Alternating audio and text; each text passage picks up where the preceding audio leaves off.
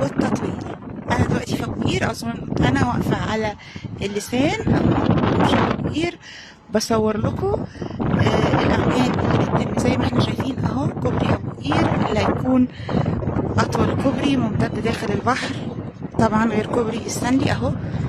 زي ما احنا شايفين الاعمده والكاميرات، وظهر بوضوح الكوبري. هل الكوبري ده هيكون جوه البحر بس؟ لا، الكوبري جاي يا جماعه من اقصى الشرق، من عند دائري ابو قير. يعني الكوبري ده مش الجزء البحري بتاعه ده بس اللي هيمتد كده داخل البحر، لا، الكوبري ده هيكون ليه جزء كبير جدا بري.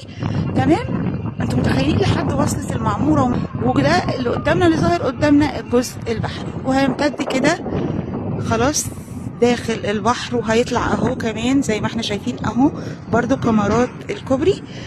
هيمتد برضو شرقا، هيمتد تاني خلف ارض القوات المسلحة. تمام، وبرضو منها الى وسط المعمور عشان نكمل دائري او قير. على فكرة اسكندرية في السنوات القادمة او شرق اسكندرية هنا هتشهد طفرة وتطوير كبير جدا جدا. لو احنا مش حاسين بالتطوير دلوقتي وبنتأفف منه، على فكرة بعد كده هتشوفوا الجمال والسهولة في المواصلات في التطوير. يعني خريطة ابو قير بجد بتتغير للأفضل طبعا، وده هيعود بالخير على الاهالي. استثمار العمارات دي قيمتها كانت قليله، بعد عمل كورنيش ابو قير برضو هترتفع قيمتها، هنفتح مجالات عمل كتير، حاجات كتير الحقيقه. متابعين معاكم ان شاء الله.